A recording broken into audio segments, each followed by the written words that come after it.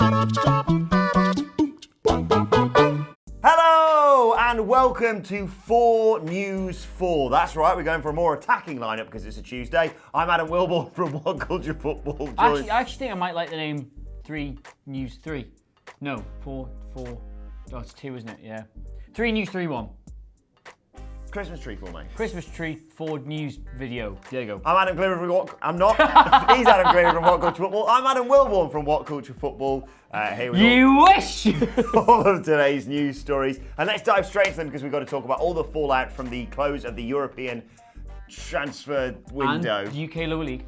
And UK Lower League. I haven't got any UK Lower League transfers here. But yeah, we want to talk about some of the big transfers that happened yesterday and how that may well affect the Premier League. And the big one, I suppose, is the shock exit of Henrik Mkhitaryan from Arsenal. Yeah, we talked about this yesterday. It's not so much a shock exit in like, oh my God, how are Arsenal going to deal without Henrik Mkhitaryan in their side? But it is shock in that he literally came off the bench the day before when they had like Willock and Ozil on the bench and they chose him. So it's kind of out of nowhere in the sense that it looked like they were going to give him another go this season. But can we officially now, just officially put a rubber stamp on it? Because Sanchez, obviously gone, right? Mkhitaryan's obviously gone. That transfer looked like being one of the smartest bits of business. Because Man United were desperate for like a marquee player like Sanchez. Arsenal could really have used like another wily attacking sort of option player. Is that the most disastrous transfer in British football history? It's certainly the most disastrous swap deal I've ever seen. But like, is it for just, both sides. But is it just the worst? Like, has anybody benefited from that at all? Agents, that's about it, basically, isn't it? Yeah, he joined Arsenal from Man United, of course, in January 2018 for that swap deal, and he's now joined Serie A side Roma on a season-long loan for a reported 2.7 million. I think that's a good move for him, though, because as we've said, Roma have a long and rich history of rehabilitating unwanted Premier League attacking players, Gervinho being one, Mo Salah being the best example. So, yeah, he's still got plenty of time left. He's undeniably a good player. He at Dortmund were fantastic. It must be so frustrating if you're a fan of his in particular because he has flashes, doesn't he? And he was very unfortunate. Obviously, he couldn't play in the Europa League final last season. I'm still annoyed about that, by the way. Politics. I'm still annoyed about that. Let's run through some of the other big European transfer deadline day moves. Javier Hernandez has joined Bayer Leverkusen no, that's the wrong way around. He's joined Sevilla. He joined West Ham from Bayer Leverkusen. Hey, there he is. For 7.2 million. He's been a good player for West Ham, I thought. He's been a solid. When you look at the history, as we have done many, many times, of West Ham buying centre forwards, he's probably got the best record, certainly been the least disastrous of the litany of Benny McCarthy's and Midos and who's that lad from the lower leagues they got? I'll take your pick. There's about 20 of them. He's been one of the better buys they've got, and I think I imagine the reason he's gone so late in the transfer window is because they've put so much stock in Ale, not Haller. We've been told this. We should do a video about all this, shouldn't we? Yeah, we should. It's not Sebastian Haller. He has said it's Ale. So Sebastian Alle's hit the ground running. He scored some goals and looks like being a solid player. I think they probably wait to see because if he was a bit in and out, if he was struggling a bit, you probably would want Hernandez there as an option. But yeah, he looks like he can carry them through for the rest of the season. So one of the best super subs ever. This is the thing. I think he's going to end up getting a reputation for that as his career winds down. Oh, he was a fantastic season. He was just a good player. Yeah. In general, like I'm sure a lot of his best performances for Man United were starting performances. I remember that one when he played against Chelsea. I think he got a hat-trick in that game. He was unreal. He changed the game for them. But yeah, best luck for him over in Sevilla. Still looks like Sigourney Weaver though for me. So I like that. Let's move on and talk about a man whose facial hair makes mine look good. Matteo Darmian. He's joined Parma for a reported fee of 1.4 million. He's been at United for the past 4 years and not done a lot. Is he a Van Gaal buy? He must have been. July 2015. Yeah, I think he was a Van Gaal buy. Been a weird one him because he was sort of brought in like, if you look at the strategy Man United are doing now, they're trying to buy players who fit the Man United mould of not being the finished article, but being incredibly talented players who are going to develop and become icons at the club. And he was pretty much the only player Van Gaal bought that fit that mould, and he's just been in and out and in and out. He's never been particularly very good. No, he's never been that reliable, and I've never heard one United fan say, "Oh, Darmian's starting." So yeah. Yeah, true. I've never heard that either. I think the Italian game will suit him a lot more. He's off to Parma, so I think that's probably. Because he's Italian. Yeah. Okay. Good. Let's talk about Insight. Who was the second most handsome man in the Premier League, Fernando Llorente. Of course, he was without a club. Who's the most handsome? Olivier Giroud. Right. So even though Fabian Schär's better looking than both of them. Fabian Schär, that's another one, not Schär. Not Schär, Fabian Schär. Martin Dubravka. Dubravka, yeah. all very I just could get completely off topic here. The Premier League have finally sat down all these players and said, "How do we say your name?" They've done this in Germany and Spain for about 10 years. Like all the merchandise and all the marketing material. You see all these pictures of players in the kits every single season. Sky have to go down and do the photos and the walk-ups and whatnot. There's all the official Premier League stuff. Literally, just do it then. And then finally, we might as well get around to doing this. It's insane. I just think it's very Premier League to be like, it's Martin Dubravka, right? No, it's Martin. Yeah, it's Martin Dubravka. I'm here with Sebastian Haller. No, it's Ale. Ale. Yeah, it's got it. Why has it got an H in it then? You're in England, we'll say it properly. Right. Fernando Llorente, though, is off to Napoli, free transfer. I thought he did a job for Tottenham. Yes, however, it's one of I did an article on him not so very long ago, and his actual X goals in X game stat is actually pretty good, especially when it comes to, it's really good when it's X goals in X starts, but 5 of those were in one FA Cup tie against somebody, so it is slightly inflated. I again look at this Spurs side and I just think, can you afford to not have another player? I know they let him go, but there was talk that they were going to just get him back on a free after letting him go on a free. If he's good enough to do a job for Napoli, I would struggle to argue that Spurs couldn't have used him this season. Fernando Llorente is one of those players who did an incredible job for me on an old version of FIFA. So I will not hear a bad word said against him. Yeah, that's fair enough. I'm seeing with Freddie Guarin. Yeah. The Football Manager. I also like the fact, one of my abiding memories of him is, of course, that goal he scored against Man City in the Champions League. Oh. But all I can remember from that is whoever the guy they had in the studio was, who was the referee, was like, I think it's come off his knee. And it hit him here. Yeah. What part of the anatomy do you think Peter that is? Walton. Yeah. Peter Walton, if you lined up every single person, living or dead on this planet, in order of who should be on TV in standalone segments to camera, he would honestly, I don't know if he'd be right at the back, but near enough. But also, my favourite part of that is, remember when, it's obviously been edited out subsequently, but I remember watching the game, and when Tottenham scored that last-minute winner, they went so mental. You know the episode of something where it's like, star wipe. There was just a random 1-second cut of him in the studio going, and then we cut to... That was amazing. Lucas Moura legging it off. Let's talk about a couple more. Asmir Begovic, he's joined... Before we move on, I should point out, I know if you're a Spurs fan, and you're watching me say, oh no, he could have done a job. I know Spurs fans really didn't like him. I know you're happy to be shot of him, but it's going to be a long season. It's a big shoes to fill in, Harry Kane, isn't it? Yeah. Asmir Begovic has joined Karabag on loan until January. Go on, do it. I thought you normally have to pay 10p for Karabag. He was at Chelsea, of course. He went to Bournemouth for 10 million in May 2017. We'll get complaints. I like Begovic. I like that joke. Begovic is a good goalkeeper. He's probably been the Premier League's most, not underappreciated, but certainly underutilised. The amount of benches he sat on unnecessarily. He was a staple. He was staple of Premier League world, wasn't he? Yeah, Begovic. Always interview Begovic. Cool guy by the sounds of it. Isn't he big into heavy metal and skateboarding and stuff? I might have made that up entirely. I'll take it. And Yannick Bolasie, a man I think described once by Neil Warnock as a difficult winger to play against because you don't know where he's going to go, and neither does he. He has joined Sporting Lisbon. Sorry, but have you seen the clip of Neil Warnock? I'm sure he'd find any winger difficult to play against. He's joined Sporting Lisbon on a season-long loan from Everton after joining Everton from Crystal Palace. I remember not that very long ago the Bolasie transfer to Everton, and I think it was Spurs were in for him, Liverpool were in for him, I think Chelsea may be in for him, and it was a real statement of intent. This is the new Everton. They've got this kind of clout. They can attract these players. They can spend this kind of money. And Bolasie looked like being the real staple marquee signing of the next few years. Of course, injuries have sort of kept him out and out and out. He went on loan, I think, last season somewhere. Yeah, hopefully he can get his career back on track at Sporting Lisbon because he's a very exciting player. Yeah, he's dangerous. He's Karabag, are they in the Champions League this year? I think so. Yeah, so Asmir Begovic got a Champions League move. Fernando Llorente got a Champions League move. Bolasie got a Champions League move. Darmian not got a Champions League move. Hernandez? No. Mkhitaryan though. Yeah. A big step up for most of these lads. Congratulations well done, to them. Right, let's move on to something you will not believe. It's now time for my Stat Attack. Now, either someone who's editing this will have put some cool graphics up on the screen. Genuinely, can you please put Alan Partridge's face over his just when he says that?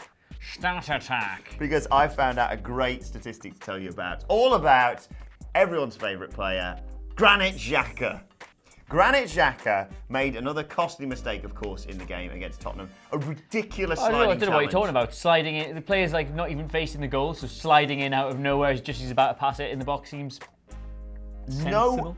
No outfield player has made more errors leading to goals in the Premier League since 2016 than Granit Xhaka. Wow.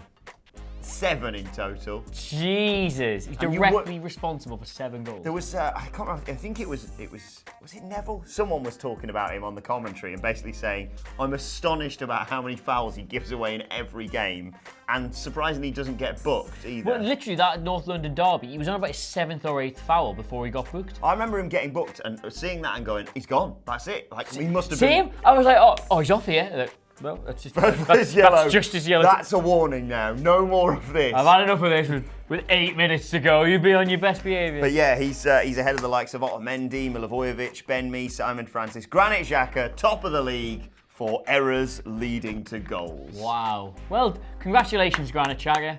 Yeah. Do you want to do your stat attack outro now? That was your stat attack. Let's move on to your Twitter questions. We always like getting these at WhatCultureFC. Married. Yeah. If you want to send them to us at WhatCultureFC, we'll start with a question from Demonic Hippie. To Mr. and Mrs. Hippie, a son. Demonic. He says, all right, lads, as a Stoke fan, it's been a rather disastrous last half a decade or so. Should try being a Chesterfield fan. What ideas do you have regarding what they need to do to turn it around? Give Jack Butland a holiday, because Jack Butland is obviously a very good goalkeeper, but his head has clean fallen off. Yeah. He's made so many... Literally every time I hear anything about Stoke, have you seen this Jack Butland clip yet? Like, Jack Butland's a good goalkeeper, like genuinely a very good goalkeeper. They did really well to hang on to him when they went down, but something's not right there. Like, give him a break. Like, just send him on holiday. Send him to Butland's or something. Just like a week to sort of sort his head out, because something's not wrong there. I don't know what else you do at the other end of the pitch, but I think having a goalkeeper that's not literally kicking the ball off the backs of attackers into his own net might be a start. It used to be the case. Falling over shots. It used to be the case where, when someone say, "You seen what Jack Butland's done?" It'd be some worldy save. Yeah. And then literally the other day, you were going to work and you was like, "Lads, have you seen this?" And it was that clip from the Carabao Cup where he just kicks it to a player. Mad. Shocker. Cal Moffat gives us our second question of today. He says, if Mourinho... To Mr. and Mrs. Moffat. Sorry. A son, little miss. If Mourinho returns to management, which club should he go to and why? Do you know what? Let's go full banter era. When Bruce eventually gets the... I was going to say Newcastle. When they eventually do... They're going to do the same thing they did with McLaren, right? There's going to be a disastrous season. They're going to hang on just too long for somebody to actually fix the situation like they did with McLaren. Just a reminder, by the way, they sacked Steve McLaren after there was a 2-week international break, and they sacked him the game after it when he should have been sacked.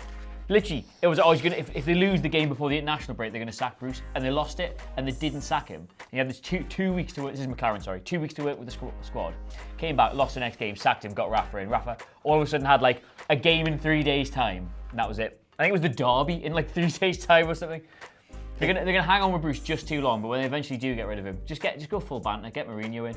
He loves it here. He's never won at St James's Park.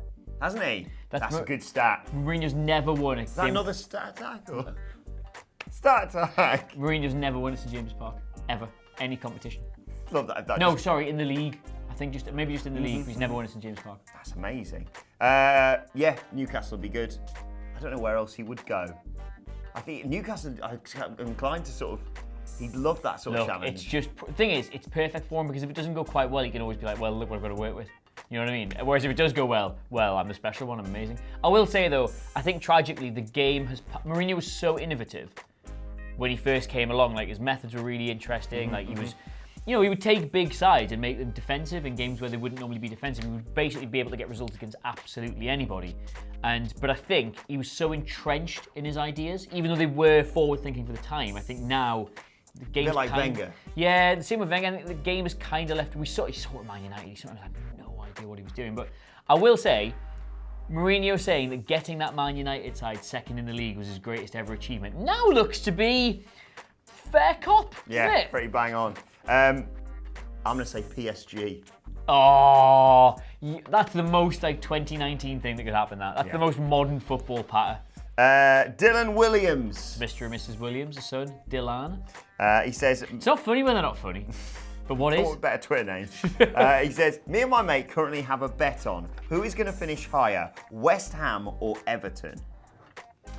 Everton, West Ham will not even finish in the top half. That is the T. Wow. I'm going to say Everton, but I think Leicester's going to finish higher than both of those. I think Leicester will get above both. Perfectly honest. I think Everton have got a problem at the minute because they can't score any goals. They are still resolutely solid at the back. But as the season goes on, you tend to find the teams that are stable. You can always find goals. You can always add goals. Tightening up at the back is nigh on impossible. I like this West Ham side more than I think I probably liked any West Ham side. Or slightly less now they've got rid of Hernandez. But I think they're going to have some incredible matches this season. They'll probably get a couple of big scalps, but I think consistency for them might be a problem. And when you look at like the money Everton have spent and what they're expecting, Leicester, Wolves, so many other sides outside of that top six. Because you've got to remember, right? There's a top six, right? Mm-hmm. So take your conventional top six. Leicester, West Ham, Everton, Wolves. There's only 4 other sides getting the top 10. Yeah. And that's not including any dark horses that have come up this season. That's a very good point. I think West Ham might struggle for consistency to get in that top 10. Could be wrong, but I think if anyone's going to break the top 6, it's going to be... Everyone's going to break the top 6, it's going to be Everton. If anyone's going to break the top 4, it's going to be Leicester. Good take, I like that. Good take, yes. I agree with you. Everton are going to finish higher than West Ham, but I'm going to give a prediction now.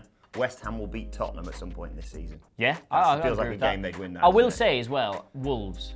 I want to talk about, this is completely off topic, I want to talk about Wolves for a second, right? We need to talk about Wolves. If you're a Wolves fan, right, you need to be really happy with the idea of finishing 14th or 15th this season. In exchange, and only in exchange I might add, for like a really good run in the Europa League. A couple of big games, a couple of nights under the floodlights at Molineux, like quarter-final, maybe a semi-final, something like that. If you finish 14th or 15th, because they're in no danger of getting relegated, they're way too good to go down. If they can get a couple of really good nights in the Europa League, be absolutely delighted with that. I think that's spot on. Just very quickly, speaking of bets, got to give a shout out to What Culture Football's very own Andy Murray, who finally paid his pasty bet, foolishly betting against me last season that Solomon Rondon would not score 10 goals, league goals I should say, for Newcastle. However, speaking of fools, I've said Andy Carroll will match that this season. So 10! He wouldn't even let me have it in all competitions. Well, he's played you there, hasn't he? He's done me. I was at that game where he got that 10th one, and that's the thing I was most happy about. Yeah, I got the text. I think I got a text from you before I had the score update. Yeah. It just said like... Basti! Let's move on to today's and finally, and I'm been a bit sneaky here. I want to surprise you with something. Former Newcastle United striker Michael Owen says his move from Real Madrid to the Magpies, that's Newcastle United of course, was a downward step, quote, and the only one I really regret. Adam Cleary's a Newcastle United fan. Your thoughts? I think if Michael Owen had ever watched any films in his life, because he's apparently famous for not actually liking watching films, if he'd ever watched a film in his life, he would be better at making up stories for attention. He's got a book sorry, out. I was going to say, yeah, well, where's it? So it's just, what, is he talking about Newcastle United? Yeah, I think so. He regrets the move and all this. Oh, what was the other thing he said? Didn't have anything to prove to effing Newcastle fan. Wow. Weird, because he doesn't like us because we think he's like a little money-grubbing little worm. And he's got a book out. He's got a book out. Oh, he needs to sell copies of his book. Oh, it is useful. It is really good, that book, though, as a sleep aid. So, you know, it's out there. Also, if you get the chance, go and check out today Michael Owen and Alan Shearer shooting on each other on Twitter. Do you know Michael Owen ran over a rabbit? He tweeted, just ran over a rabbit, gutted. Like, he tweeted that once, he ran over a rabbit. Wish the rabbit had ran over him. There you have it. Let us know your thoughts on all today's news stories in the comments. I've got a mental image of a rabbit behind me. So I can't get it out. Two on the pedals. Let us know your thoughts on that and all of today's news stories in the comment section below. And don't forget to like, share, and subscribe. There was a Looney Tunes episode once where Bugs Bunny had a car and the accelerator pedal was the big shape of a rabbit's foot and it popped me daft. It was just like, rah! Don't forget to subscribe to What Culture Football for daily football podcasts. And send it to The big rabbit pedal, is that what's got you? Have the little toe marks in the top as well for extra grip. Follow him on Twitter at Adam Cleary, CLERY. Follow me on Twitter at Adam Wilborn. Follow us all at What Culture FC. That's about it for today. I'm going to hurry and follow me because I'm going to just tweet this picture out completely out of context and only the people who've seen this video will understand. Might have been Who Framed Roger Rabbit. It was a cartoon rabbit anyway. Still works, whatever. My thanks to Adam Cleary. Thank you for watching and we will see you soon. Farewell.